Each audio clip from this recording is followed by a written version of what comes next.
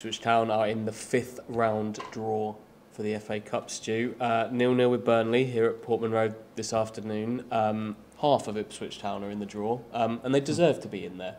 A really good performance and on a really good day for Ipswich Town Football Club, I think. Yeah, loads of positives to take from that today. Ipswich, despite several changes to the team from Kieran McKenna, 8 changes from the team that beat Morecambe 4-0 here on Tuesday night, have more than held their own against the Championship leaders, who put out a pretty strong side themselves.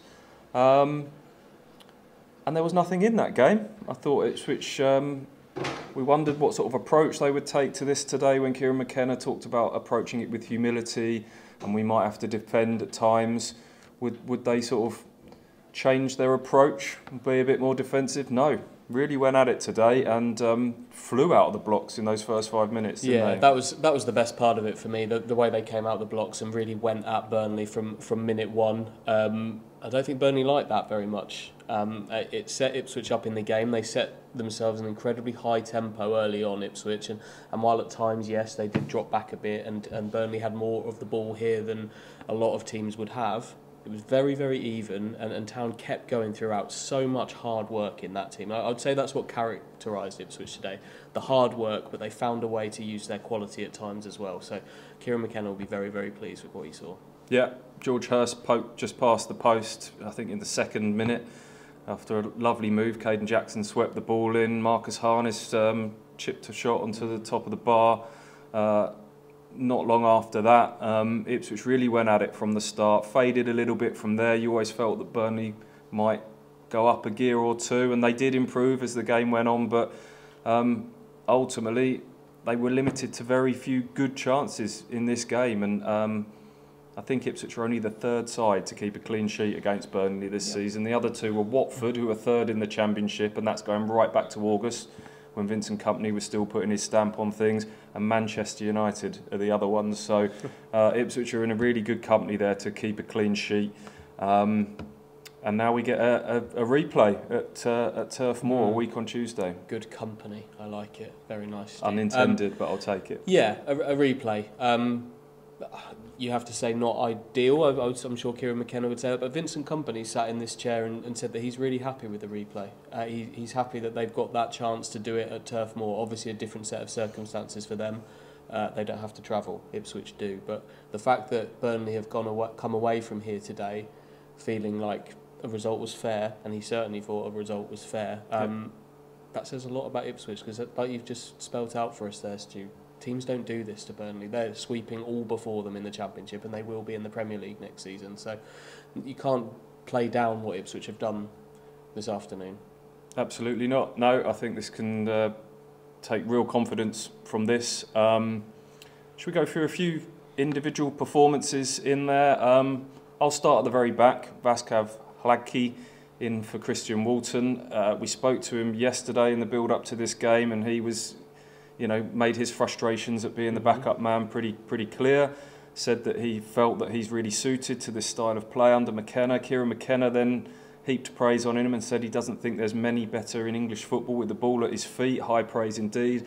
And he had a really good game today. He came and was confident in the air, came and collected balls, was decent with the ball at his feet. He danced his way out of trouble at one point as someone charged him down. So, yeah, he might just be putting a little bit of heat on Christian Walton at the moment. A couple of good second half saves in there as well. Obviously an important job for a goalkeeper to do that. But you mentioned there about catching crosses, Stu, and that was something that in the early days under Paul Cook last season, you didn't feel entirely confident in him doing that, and he looked really solid in there today. So whether that's enough to seriously talk about dislodging Christian Walton for a league game, we'll wait and see. But he couldn't have done an awful lot more than that today. The first player I'm gonna pick out is Caden Jackson, who started on the right side, and like he is so often, when he plays in that right-sided role, it does feel like Town try to go through him and use him, and he provided the cross for that George Hurst chance that you mentioned, and he worked so hard in